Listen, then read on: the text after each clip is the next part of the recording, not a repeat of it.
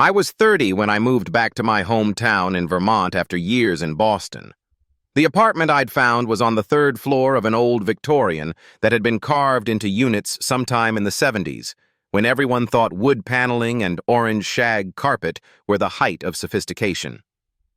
The building had character, my realtor had said, which I'd learned was code for the pipes make sounds like dying animals and the floorboards creak when you breathe too hard.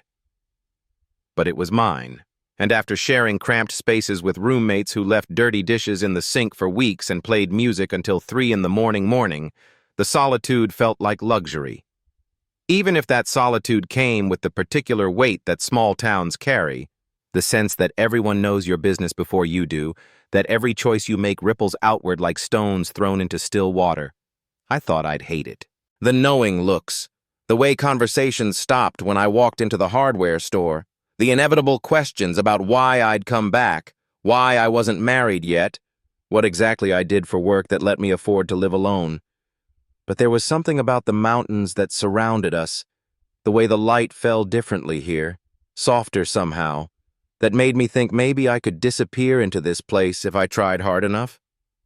The library where I volunteered was one of those Carnegie buildings, all red brick and tall windows, with radiators that clanged like church bells and shelves that reached toward ceilings painted the color of winter sky.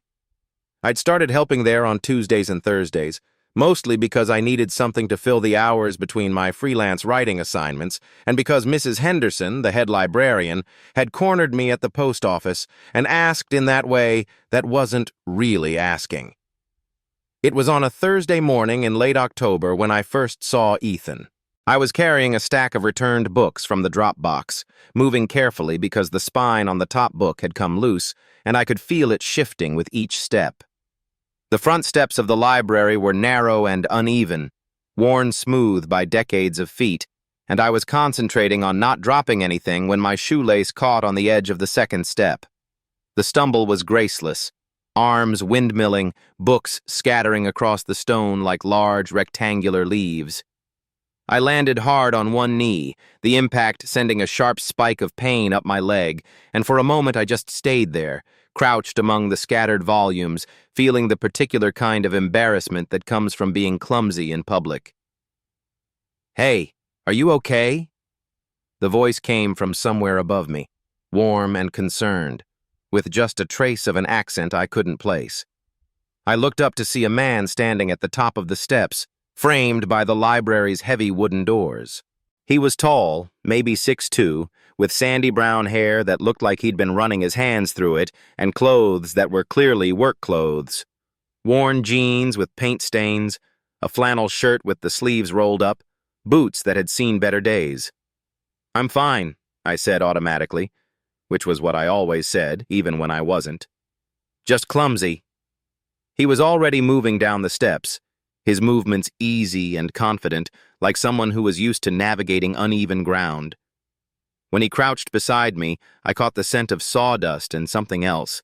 Soap, maybe, or detergent that smelled like pine trees. "Let me help you with these," he said, already gathering up the books with careful hands. Up close, I could see that his fingers were long and calloused, stained with what looked like wood stain, and there was a small scar across the knuckles of his left hand, white against his tan skin. "Thank you," I managed, accepting the stack he handed me. Our fingers brushed for just a second, and I felt something electric shoot up my arm, unexpected and unsettling. I pulled my hands back too quickly, nearly dropping the books again. He noticed. I could see it in the way his eyebrows raised slightly, the small smile that tugged at the corner of his mouth. "I'm Ethan," he said, extending one of those work-rough hands. "David," I replied, shaking it briefly. His grip was firm and warm, and I found myself wondering what those hands would feel like, then immediately pushed the thought away, heat rising in my cheeks. "I'm working on the new porch," Ethan said, gesturing toward the side of the building where I could now see scaffolding and piles of lumber. "Should be done by next week, if the weather holds." I nodded, not trusting myself to say anything particularly intelligent. There was something about him that made me feel off balance, like I was standing on ground that might shift at any moment. Maybe it was the way he looked at me, direct, unguarded, like he was actually seeing me instead of looking through me the way most people did. "Well," I said finally, "I should get these inside." "Sure," he said, but he didn't move to let me pass. Instead, he tilted his head slightly, studying my face with those clear hazel eyes. "You're new in town, right?" Or new again. "Again," I admitted. "I grew up here, but I've been away for a while." "Boston?" I blinked, surprised. "How did you—" "Lucky guess," he said with a grin. "You have that city look about you, all pressed shirts and matching socks." I glanced down at myself, suddenly self-conscious. My shirt was pressed and my socks did match, navy blue to go with my khakis. "Is that bad?" "Not bad," Ethan said, and there was something in his tone that made my stomach flutter. "Just different. Different can be good." We stood there for a moment, the October air cool against our faces, leaves rustling overhead in the ancient oak that shaded the library steps. I could hear the distant sound of a hammer from somewhere behind the building, the low hum of traffic from Main Street. But it all seemed very far away. "I should really—" I started. "Right, the books," Ethan said, stepping aside. "See you around, David." I climbed the remaining steps on unsteady legs, my knee throbbing where I'd banged it, my heart doing something irregular in my chest. When I reached the top and looked back, Ethan was still standing where I'd left him, hands in his pockets, watching me with an expression I couldn't read. Inside, Mrs. Henderson took one look at me and frowned. "You're flushed, dear. Are you feeling all right?" "Fine," I said, setting the books down on the circulation desk with more force than necessary. "Just the stairs." But I wasn't fine, and I spent the rest of the morning trying to figure out why a simple conversation with a carpenter had left me feeling like I'd been turned inside out. I found myself glancing toward the windows that faced the construction area, catching glimpses of Ethan as he worked. He moved with easy confidence, measuring and cutting, his voice mixing with those of the other workers in a rhythm that was oddly soothing. During my lunch break, I sat on the bench in the small park across the street, pretending to read but actually watching him. He'd taken off his flannel shirt, working now in just a white t-shirt that clung to his shoulders and chest in a way that made my mouth go dry. When he bent over to pick up a piece of lumber, the shirt rode up slightly, revealing a strip of skin above his belt that looked golden in the afternoon sun. I was staring. I realized it with a jolt of embarrassment and buried my nose in my book, a collection of short stories I'd read 3 times already. But even with my eyes on the page, I was hyper-aware of every sound from across the street, the whine of the saw, the thud of hammers, Ethan's laugh when one of the other workers said something funny. What was wrong with me? I'd been attracted to men before, though I'd never done much about it. Growing up in a small town in the 90s hadn't exactly been conducive to exploring that side of myself, and by the time I'd gotten to Boston and found the courage to visit a few gay bars, I'd been so paralyzed by shyness and inexperience that I'd mostly just stood in corners, nursing overpriced drinks and watching other people live their lives. But this felt different. This felt dangerous. The next Tuesday, I found myself taking a different route to the library, one that would take me past the construction site. I told myself it was because I wanted to see how the work was progressing, but really I just wanted another glimpse of Ethan, another chance to hear that warm voice. The porch was taking shape, the framing already up, new boards gleaming pale gold in the morning light. Ethan was there early, crouched over a sheet of plywood with a pencil behind his ear, measuring something twice before making a mark. "Morning?" I called out, trying to sound casual. He looked up, and that smile spread across his face again, the one that made my chest tighten. "David!" "How's the knee?" I'd forgotten he'd seen me fall. "Better, thanks." "Good." He stood, brushing sawdust off his jeans. "You heading into work?" "Volunteer," I corrected. "I just help out a couple days a week." "That's nice of you." What do you do for real work? I write, I said, then quickly added, freelance articles mostly. Nothing exciting. I bet it's more exciting than hammering nails all day. I don't know about that. At least when you hammer a nail, something gets built. When I write, sometimes I just delete everything at the end of the day. Ethan laughed, and the sound sent warmth spreading through my chest. I've had days like that with carpentry. Measure twice, cut once, throw it all away and start over. We were just making small talk, the kind of meaningless conversation that happens between near strangers, but something about the way he was looking at me made it feel significant. Like every word carried weight, like we were saying things we didn't quite mean in hopes of saying things we did. Well, I said finally, I should let you get back to work. Yeah, Ethan said, but he didn't move. Hey, you know what? I play music sometimes, at Murphy's on Friday nights. Nothing fancy, just acoustic stuff. You should come by sometime. The invitation hung in the air between us, and I felt that familiar flutter of panic. Going to see him play would be something. A statement. A step across a line I wasn't sure I was ready to cross.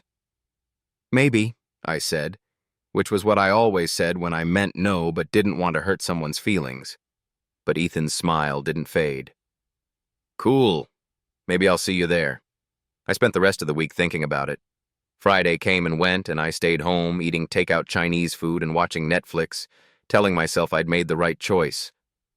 But Saturday morning I woke up with a hollow feeling in my stomach, like I'd missed something important. Murphy's was the kind of bar that small towns specialized in. Dark wood, neon beer signs, a jukebox that probably hadn't been updated since the Clinton administration. I'd never been inside, though I'd walked past it dozens of times over the years. It wasn't the sort of place someone like me went, someone who drank wine with dinner and owned more than 3 button-down shirts. But the following Friday, I found myself standing outside its heavy wooden door, my heart hammering against my ribs like it was trying to escape. Through the small window I could see warm light, people clustered around small tables, and in the corner, a makeshift stage where someone was setting up a microphone. I almost turned around. I almost walked back to my car, drove home, and pretended this moment had never happened. But then the door opened and a couple emerged, laughing about something, and in the brief moment it was open, I heard the sound of a guitar being tuned, and I knew it was Ethan. The bar was more crowded than I'd expected, filled with a mix of people I recognized and people I didn't. I found a small table near the back, ordered a beer from a waitress who looked like she might have graduated from my high school class, and tried to blend into the shadows. When Ethan took the stage, the conversations didn't stop entirely, but they quieted. He was wearing dark jeans and a simple gray t-shirt, his guitar slung across his chest, and when he stepped up to the microphone and smiled, I felt something shift inside me. "Evening, folks," he said, his voice warm and easy. "Thanks for coming out. I'm Ethan, and I'm going to play some songs for you." His voice wasn't perfect. There was a slight roughness to it, a vulnerability that made it feel more honest than polished. He started with a cover of something I recognized but couldn't name, his fingers moving confidently over the strings, and I found myself leaning forward, drawn in despite myself. But it was the second song that got me. An original, he said, something he'd written about coming home after being away for too long. The lyrics were simple but true, about the way places hold memories, about the weight of returning to somewhere you thought you'd outgrown. When he sang about feeling like a stranger in his own skin, I felt my throat tighten. Halfway through the third song, his eyes found mine across the crowded room. It was just for a moment, just a flicker of recognition, but it was enough to make my cheeks flush hot. He smiled slightly, so slightly that no one else would have noticed, and continued singing. When his set ended, I found myself trapped between wanting to leave immediately and wanting to stay, to talk to him, to find out if that moment of connection had been real or just my imagination. The decision was made for me when Ethan appeared at my table, guitar case in hand, that same easy smile on his face. "You came," he said, sliding into the chair across from me. "You're good," I said, which was true but felt inadequate. "Thanks. Can I buy you another beer?" "I should probably head home," I said automatically. Should probably or want to? The question caught me off guard. What's the difference? "Should probably is what we tell ourselves when we're scared," Ethan said gently. "Want to is what we actually feel."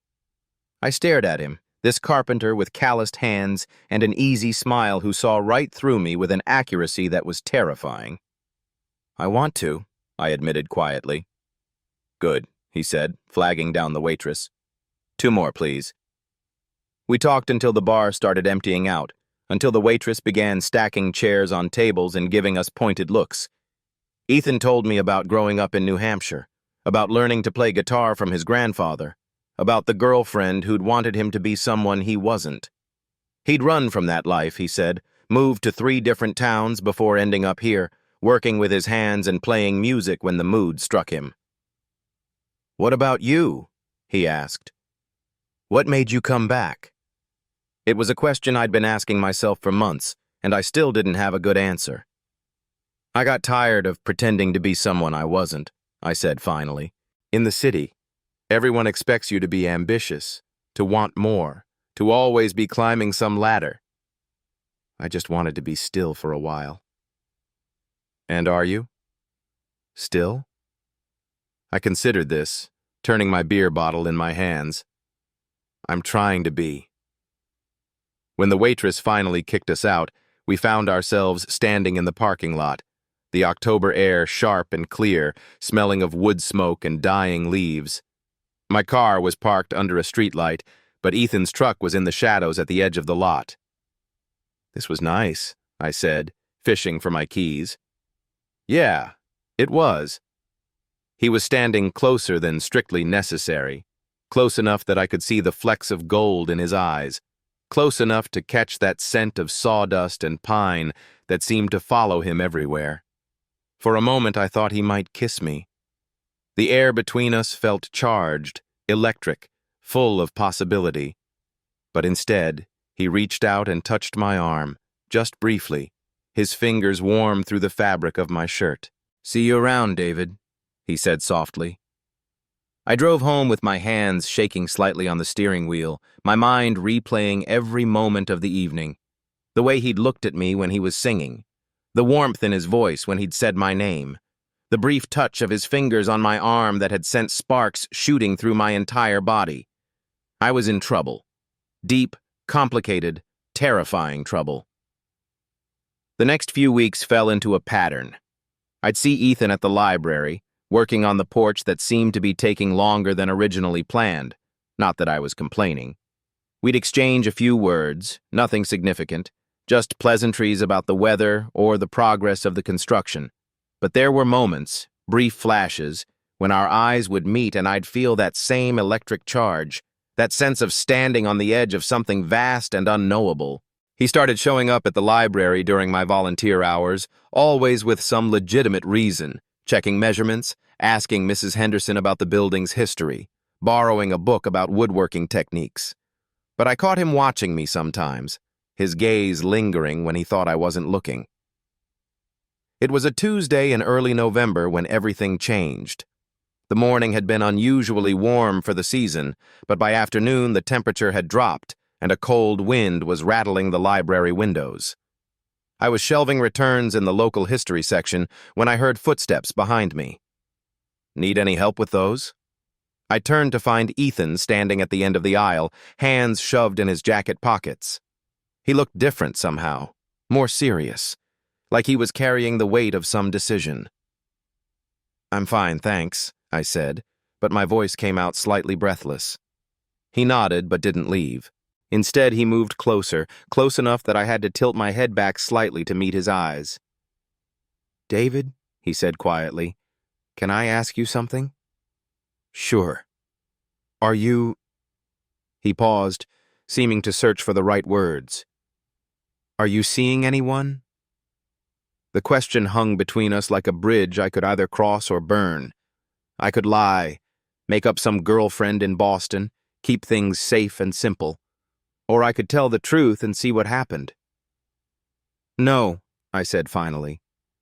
"I'm not seeing anyone." Something shifted in his expression, a tension I hadn't realized was there releasing slightly. "Good," he said. "I mean, not good that you're alone if you don't want to be, but good that—" "Never mind. I'm not very good at this." "At what?" "At asking people out." My heart stopped, then started again at double speed. "Is that what you're doing?" "Trying to—" He ran a hand through his hair, leaving it more disheveled than before. "Would you like to have dinner with me? Somewhere nice, not Murphy's. There's a place about 20 minutes outside town. Italian food, candles on the tables. Very date-like."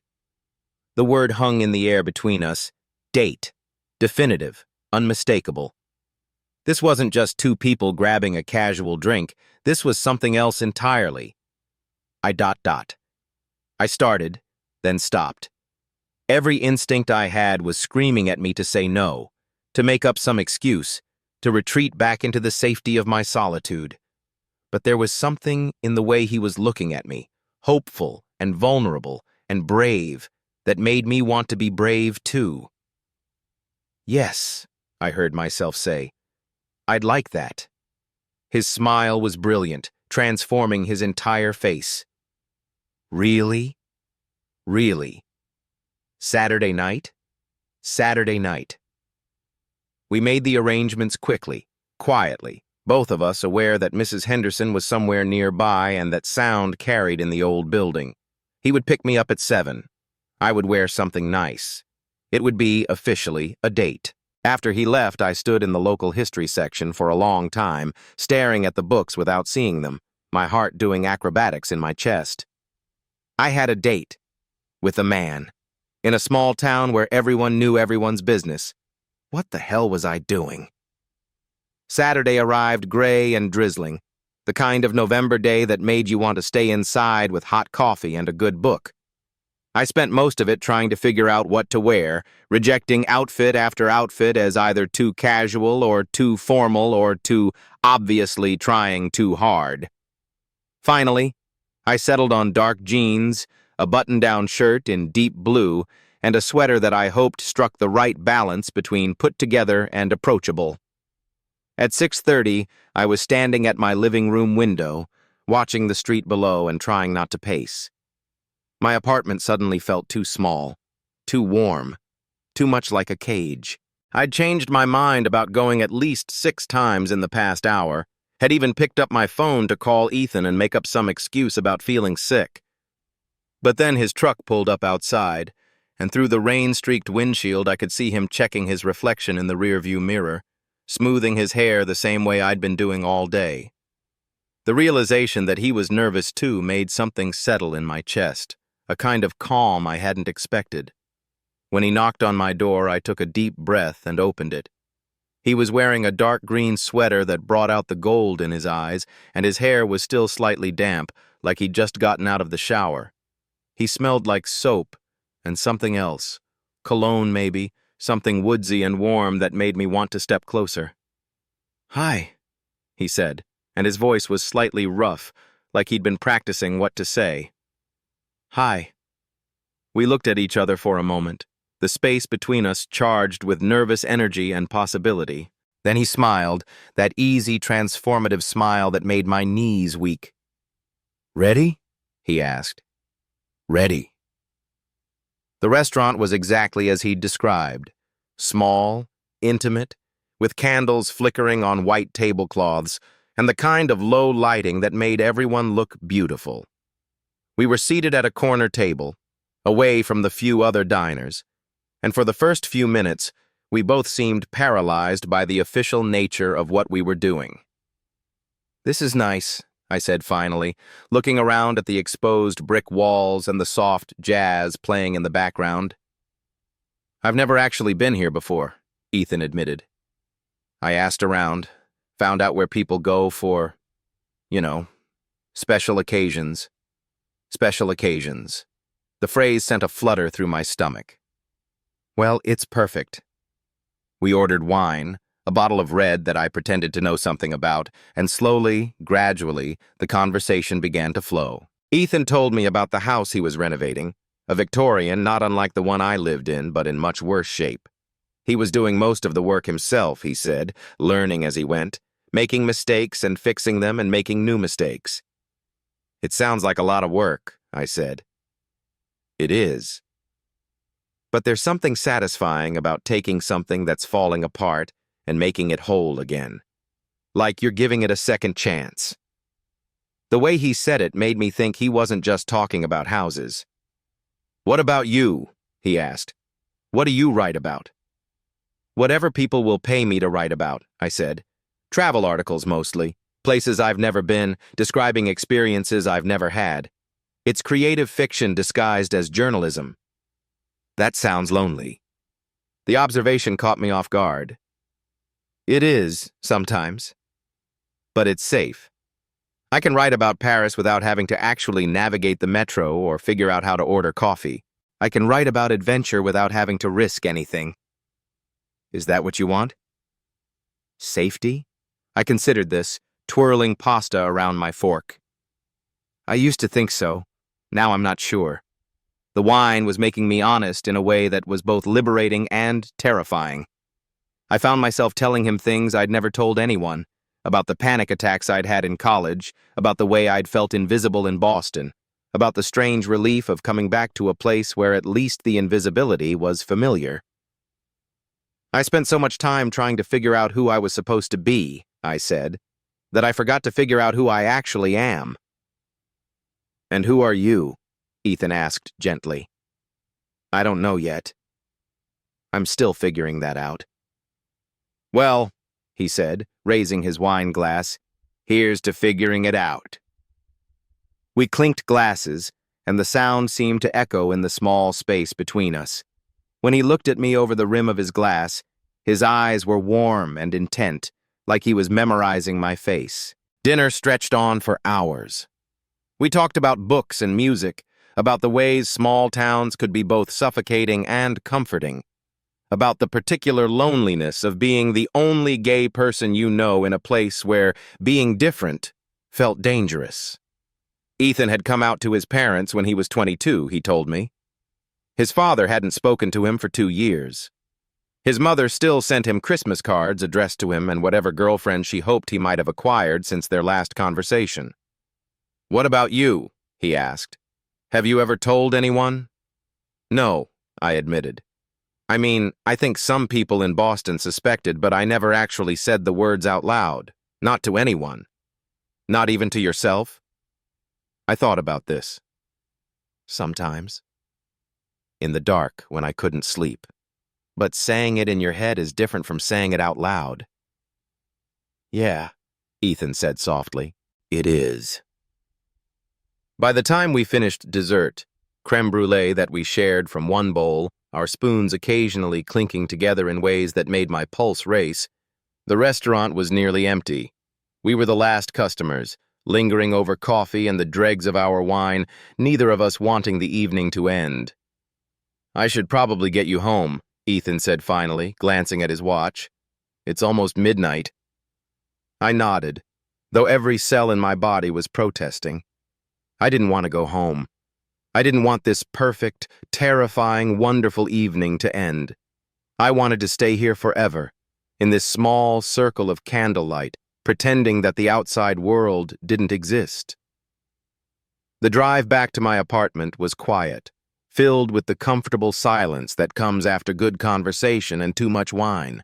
Ethan's truck was warm and smelled like coffee and leather, and I found myself studying his profile in the dashboard light, the strong line of his jaw, the way his hands rested easily on the steering wheel. When he pulled up outside my building, neither of us moved to get out. Thank you, I said finally. For dinner. For this. It was perfect. It was, he agreed, turning to face me.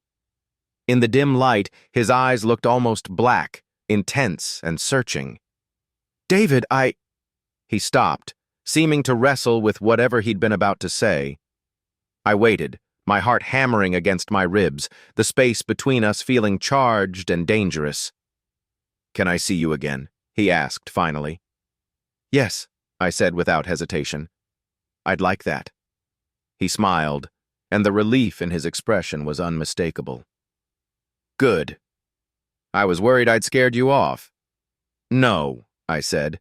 "The opposite, actually. You've scared me into something." He laughed softly. "Is that good or bad?" "I don't know yet, but I want to find out." We sat there for another moment, the engine ticking as it cooled, neither of us quite ready to say goodnight. Finally, Ethan reached over and touched my hand where it rested on my knee, his fingers warm and slightly calloused against my skin. "Good night, David," he said softly. "Good night." I got out of the truck on unsteady legs, the wine and the evening and the gentle pressure of his fingers against my hand, making me feel off balance in the best possible way. At my front door, I turned back to wave, and he was still there, watching to make sure I got inside safely. Upstairs in my apartment, I sat on my couch in the dark, still wearing my good sweater, trying to process what had just happened. I'd been on a date. A real, honest-to-God date, with a man who'd looked at me like I was something worth looking at, who'd listened to me talk about my fears and insecurities and hadn't run screaming in the opposite direction. It was terrifying and exhilarating and completely outside my comfort zone, and I couldn't wait to do it again. The next few weeks were a blur of coffee dates and long walks, of text messages that made me smile at inappropriate moments, and phone calls that stretched late into the night. Ethan was patient with my nervousness, gentle with my inexperience, never pushing but always present, always there when I was ready to take another step. We went hiking in the woods outside town, following trails I'd forgotten existed, talking about everything and nothing while our breath made small clouds in the cold air. We had dinner at my apartment, where Ethan cooked pasta with a skill that surprised me, and we drank wine and talked until the sun came up. We went to see a movie at the tiny theater downtown, sitting in the back row like teenagers, our shoulders touching in the dark. And slowly, gradually, I began to understand what it felt like to be seen. Really seen, not just acknowledged, but recognized, accepted, wanted for exactly who I was instead of who someone thought I should be. It was during one of these quiet evenings, a Tuesday in mid-November when the first snow was just beginning to dust the ground outside, that everything changed again. We were at Ethan's house, the Victorian he was renovating room by room, sitting on his couch in front of a fire he'd built in the old stone fireplace. The living room was mostly finished, hardwood floors refinished to a warm honey color, walls painted a soft gray that looked blue in the firelight. I was reading while he worked on his guitar, playing soft melodies that seemed to match the rhythm of the snow against the windows. It was domestic and peaceful in a way I'd never experienced, like we were playing house in the best possible way. "David," he said suddenly, and something in his tone made me look up from my book. He was watching me with an expression I couldn't quite read, his guitar silent in his hands. "What?" I asked. "Nothing, He set the guitar aside and turned to face me fully. "I keep waiting for the other shoe to drop, for you to decide this is too complicated or too risky or too much trouble." The vulnerability in his voice made my chest tighten. "Why would I do that?" "Because it is complicated. And risky. And probably too much trouble." He ran a hand through his hair, a gesture I'd come to recognize as a sign that he was struggling with something.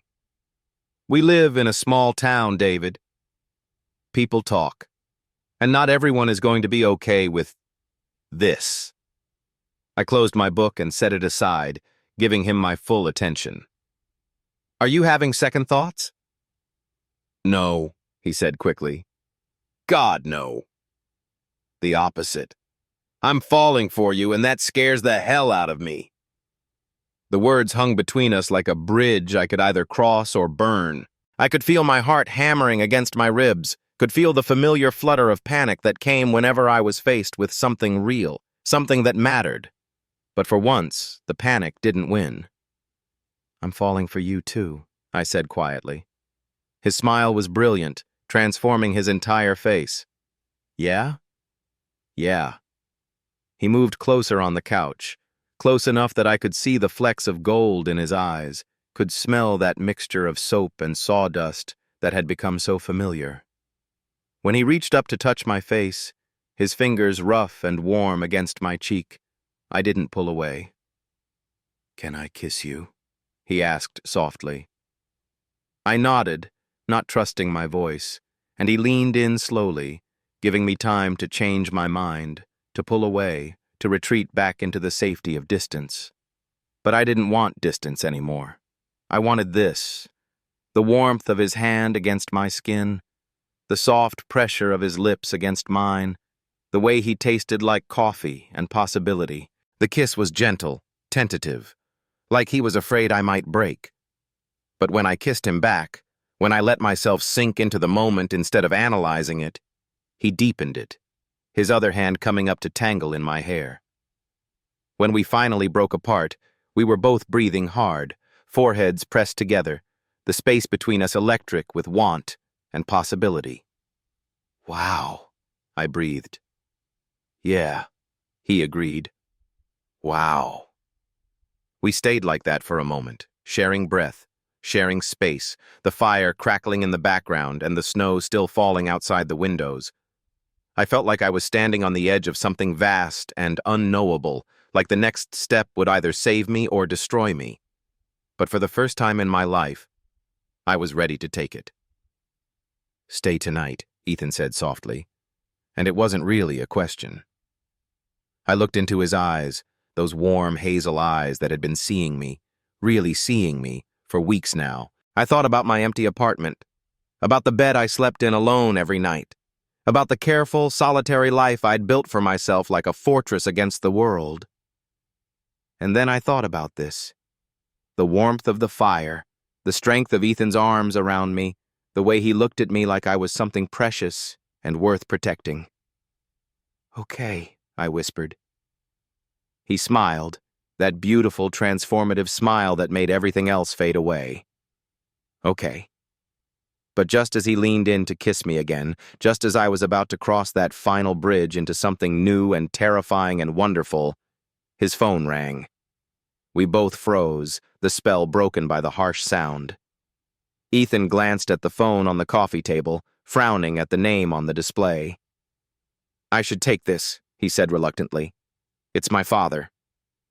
He never calls."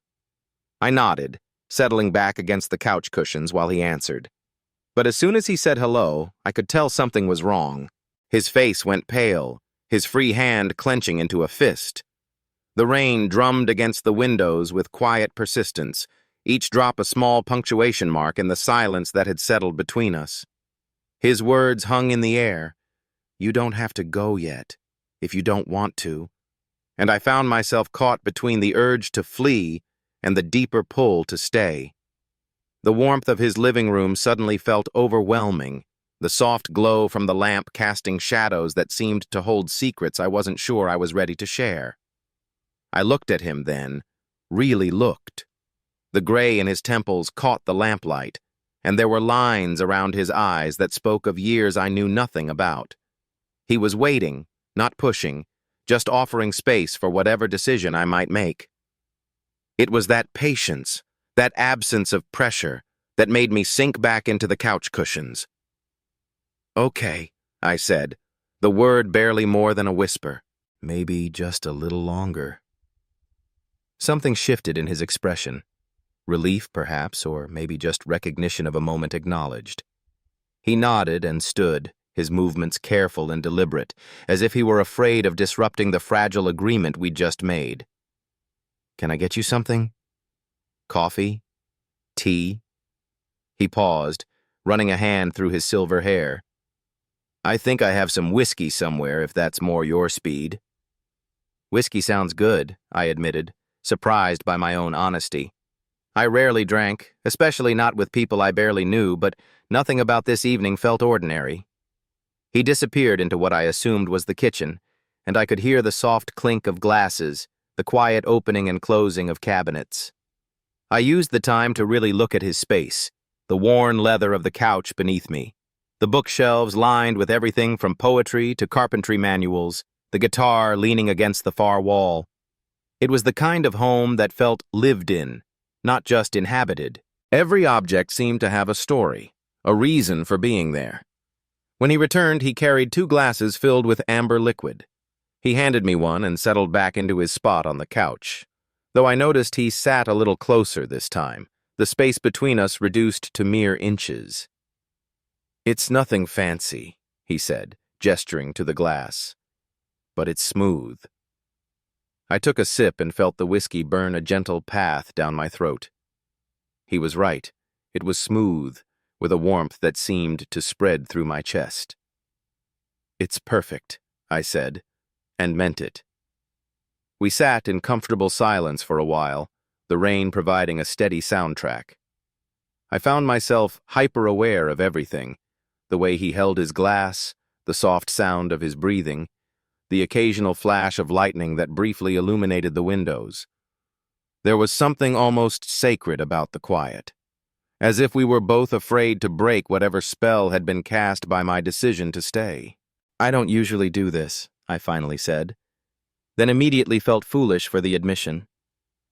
"Do what?" His voice was gentle, genuinely curious. "Stay. With people I've just met, I mean." I took another sip of whiskey, feeling the liquid courage spread through my system. "I tend to keep to myself pretty religiously." He nodded slowly, as if this didn't surprise him. "I get that.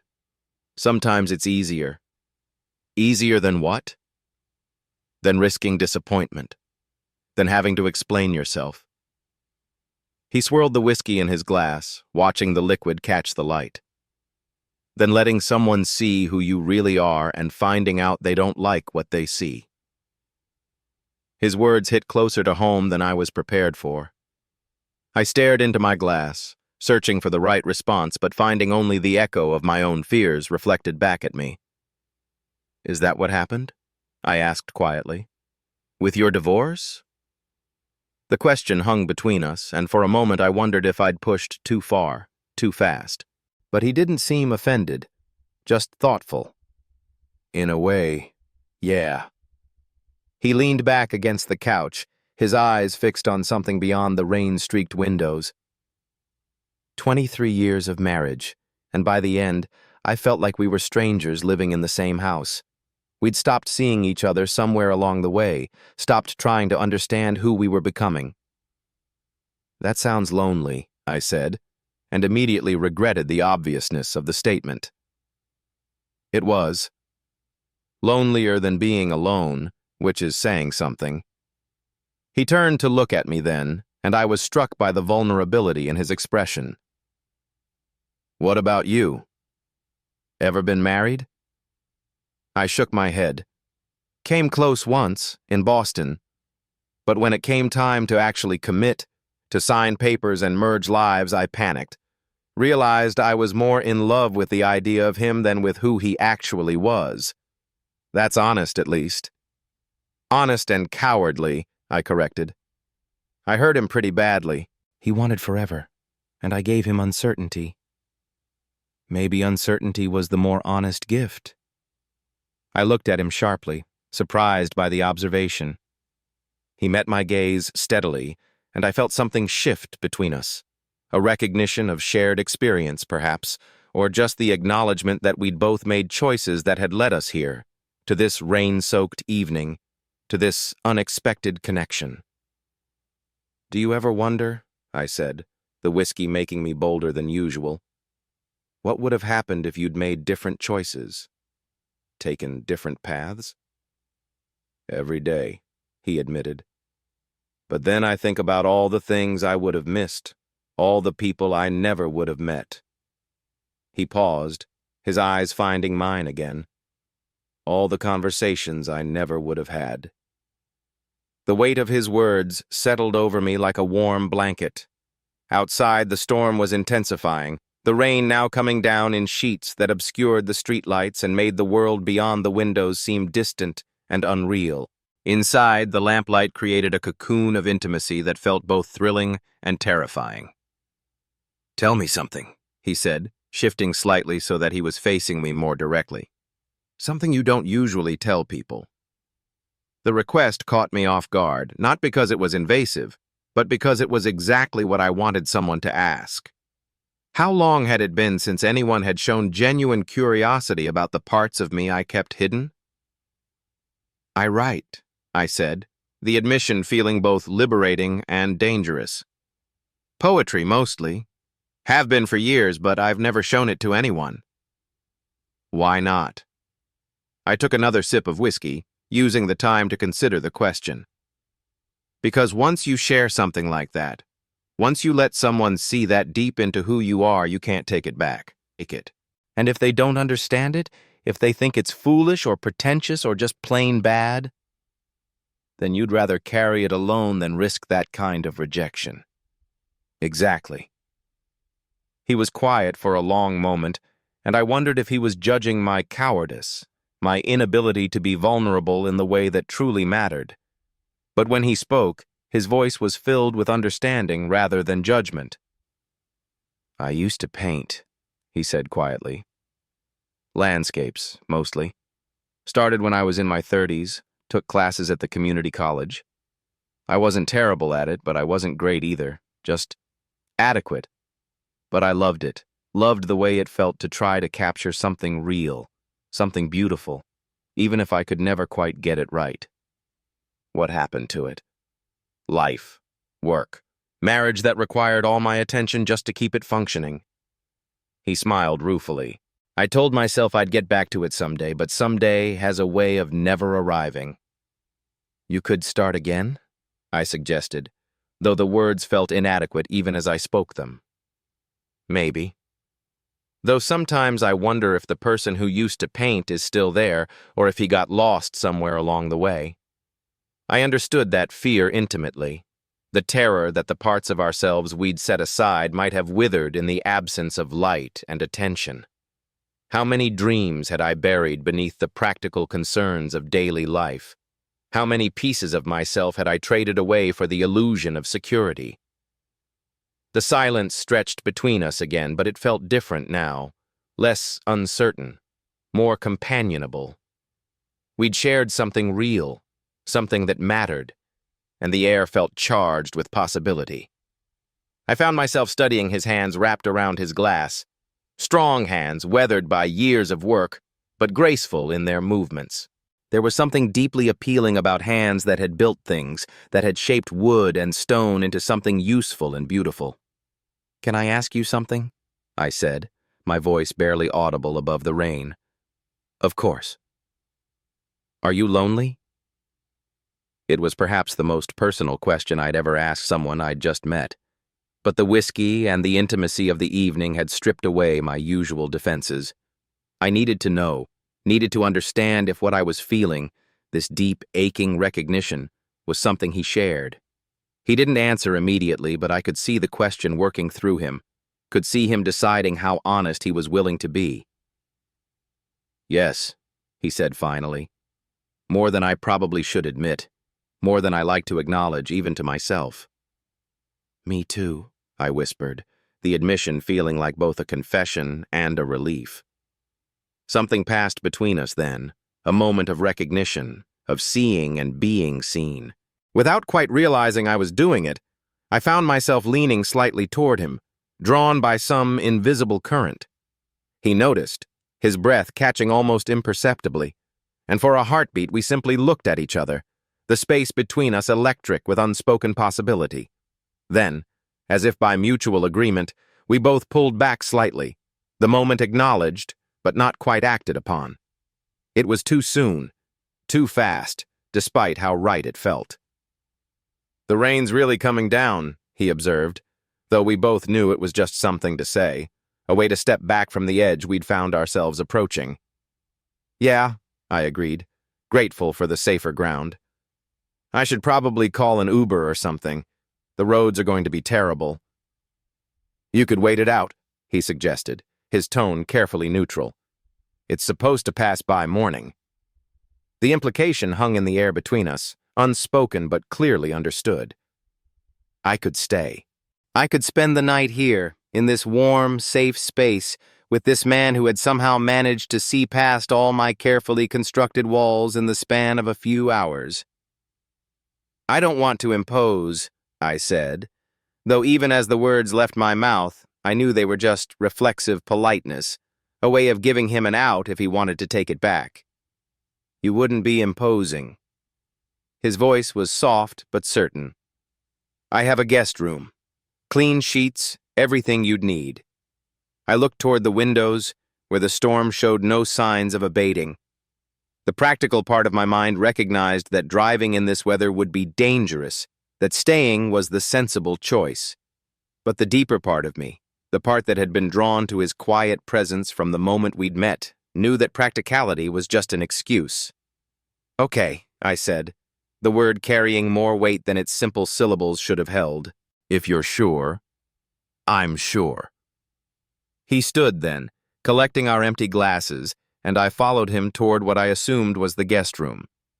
As we walked down the hallway, I noticed more details about his life.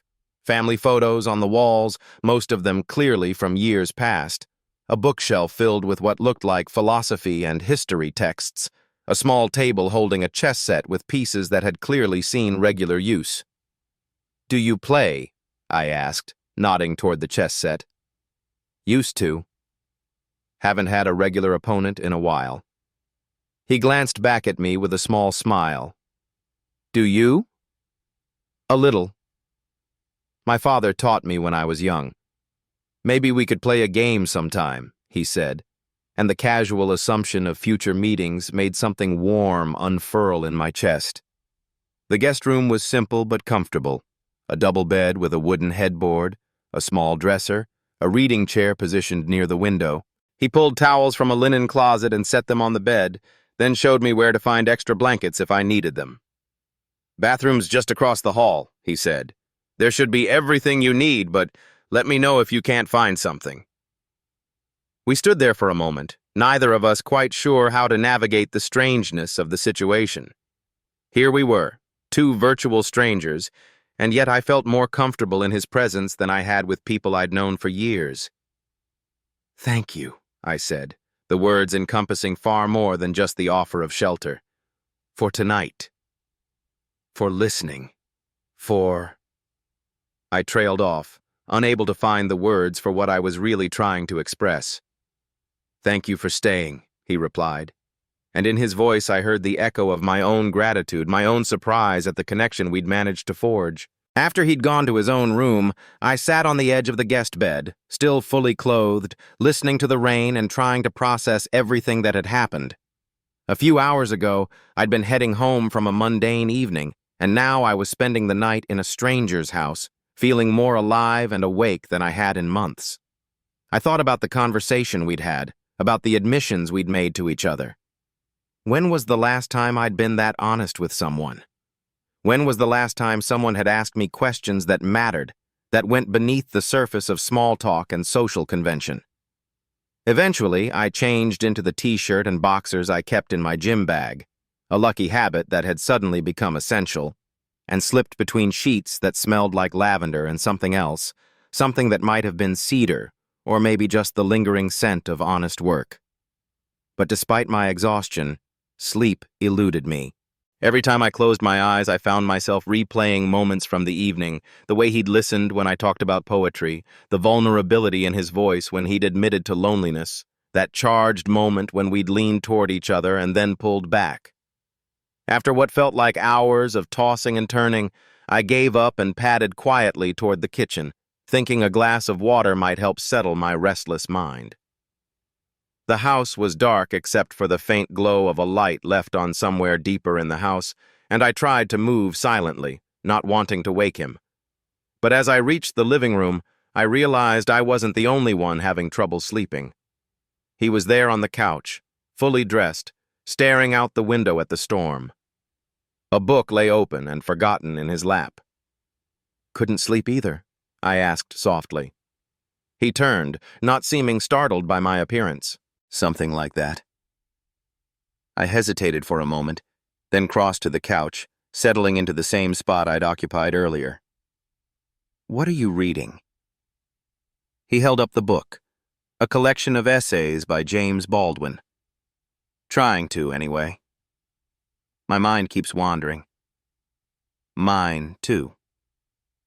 We sat in comfortable silence for a while, watching the rain streak down the windows. There was something deeply peaceful about being awake while the rest of the world slept, about sharing insomnia with someone who understood its particular brand of restlessness. "I keep thinking about what you said," I found myself admitting. "About wondering what would have happened if you'd made different choices. Having second thoughts about staying?" "No," I said quickly, then paused to consider whether that was entirely true. "Maybe." Not about staying, exactly, but about what it means. What this is. He shifted slightly, turning to face me more directly. "What do you think it means?" "I don't know. That's what's keeping me awake, I think. I'm not good with uncertainty, with not knowing what comes next." "Most people aren't." "Are you?" He considered the question seriously. "I'm trying to be." Learning that some of the best things in life happen in the spaces between certainty and chaos. I thought about that, about the way the evening had unfolded without plan or expectation, about how the most meaningful moments had emerged from the pauses, the silences, the things we hadn't said as much as the things we had. "I'm scared," I admitted, the words slipping out before I could stop them. "Of what?" "Of this. Of wanting something I can't name with someone I barely know. Of how easy it feels to be here with you. How right it feels. When everything in my life has trained me to be suspicious of things that feel too good to be true." He was quiet for a long moment, and when he spoke, his voice was gentle but firm. "What if it's not too good to be true? What if it's just good?" The simplicity of the question hit me like a physical blow.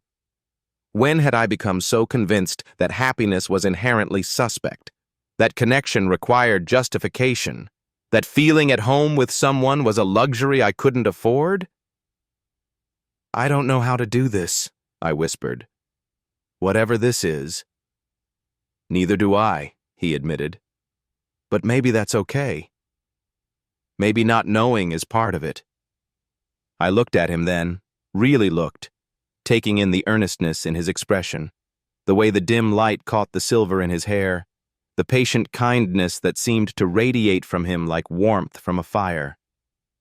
Without fully deciding to do it, I found myself reaching toward him, my hand covering his where it rested on the couch between us. He didn't pull away. Instead, his fingers turned slightly, just enough to acknowledge the contact, to accept the tentative bridge I was offering. His skin was warm and slightly rough, and I could feel his pulse beneath my fingertips, steady and reassuring. "Is this okay?" I asked, my voice barely audible. "Yes," he said simply. "This is okay." We sat like that for a while, hands touching, not talking, just breathing in the same space. It was such a small thing, that contact, but it felt monumental, a choice made, a risk taken, a step forward into unknown territory. Eventually, he shifted closer, and I felt the warmth of his shoulder against mine. Without thinking, I let my head fall back against the couch, suddenly aware of how tired I was, how the combination of emotional intensity and physical exhaustion was finally catching up with me. "You should try to get some sleep," he murmured, his voice close enough that I could feel his breath against my hair. "So should you." "I will." In a minute. But neither of us moved. We stayed there leaning into each other, listening to the rain slow from a downpour to a gentle patter, then to the kind of soft precipitation that suggested the storm was finally passing. I must have dozed, because the next thing I was aware of was the feeling of being gently shaken awake. My eyes opened to find him looking down at me with an expression I couldn't quite read. "Hey," he said softly. "You fell asleep." I realized I was lying against him, my head on his shoulder, one arm draped across his chest. We must have shifted positions as we slept, unconsciously seeking comfort and warmth from each other. I should have been embarrassed, should have immediately pulled away and apologized for the presumption, but instead I found myself reluctant to move, reluctant to break the spell of intimacy that sleep had woven around us. "Sorry," I said, though I made no immediate move to sit up. "Don't be," he replied, his voice rough with sleep and something else. I liked it. The honesty in his admission made my chest tight. When was the last time someone had said they liked having me close? When was the last time I'd felt safe enough to fall asleep against another person's shoulder? I did sit up then, but slowly, reluctantly, suddenly aware of the early morning light filtering through the windows. The rain had stopped completely, leaving behind the kind of crystalline quiet that follows a storm. "What time is it?" I asked. He glanced toward the windows. "Early, maybe 6 or 7. "I should probably go," I said, though the words felt like they were being pulled from somewhere deep inside me, somewhere that didn't want to leave, didn't want to return to my empty apartment and my carefully solitary life. "Should you?" he asked, and there was something in his voice that made me look at him more carefully. "I don't know," I admitted. "I don't know what I should do." "Then maybe don't do anything for a while. Maybe just stay here, with me, and see what happens." It was a radical suggestion, the idea of simply being present without agenda or expectation, without trying to control or predict what came next. Everything in my nature rebelled against such uncertainty, but something deeper, something that had been awakened by our night of conversation and connection, found the idea irresistible. "What would that look like?" I asked. "I don't know. Coffee? Maybe breakfast? We could read or talk or just sit quietly. We could play that game of chess I mentioned." The ordinariness of his suggestions was somehow more appealing than any grand romantic gesture could have been. Coffee and chess and quiet conversation. When had I last wanted such simple things so desperately? "I'd like that," I said, the admission feeling like another small act of courage. He smiled then, the first real smile I'd seen from him, and it transformed his entire face, making him look younger, more open, more alive. "Good," he said simply. "Let's start with coffee." As he stood and headed toward the kitchen, I remained on the couch for a moment, trying to process what had just happened. In the space of a few hours, my carefully ordered life had been turned upside down, not by drama or crisis, but by something far more dangerous, the possibility of genuine connection, of being known and accepted, of finding home in another person's presence. I could hear him moving around in the kitchen, the soft sounds of coffee being prepared, and I found myself smiling despite the uncertainty that still churned in my stomach. Whatever this was, wherever it led, I was going to find out. For perhaps the first time in my adult life, I was going to choose uncertainty over safety, possibility over protection. The morning light was growing stronger, painting the world outside in shades of gold and green, and as I stood to join him in the kitchen, I felt something I hadn't experienced in years, the sense that I was exactly where I was supposed to be, with exactly the right person at exactly the right moment. The future remained unwritten, full of questions and unknowns, but for now, that felt like promise rather than threat. For now, there would be coffee and conversation, chess and quiet moments, and the gradual discovery of what it might mean to let someone see me, really see me, and to look back with equal honesty and care. As I walked toward the kitchen, toward him, toward whatever came next, I felt the last of my carefully constructed walls beginning to crumble, and instead of fear, All I felt was relief. "How do you take your coffee?" he called from the kitchen. "However you make it is fine," I replied, and meant it more than he could possibly know. Outside, the sun was rising on a world washed clean by the storm, and inside, two people who had been strangers 12 hours ago were beginning to discover what it might mean to be strangers no longer. The day stretched ahead of us, full of possibility and gentle uncertainty, and for the first time in longer than I could remember, I couldn't wait to see what happened next.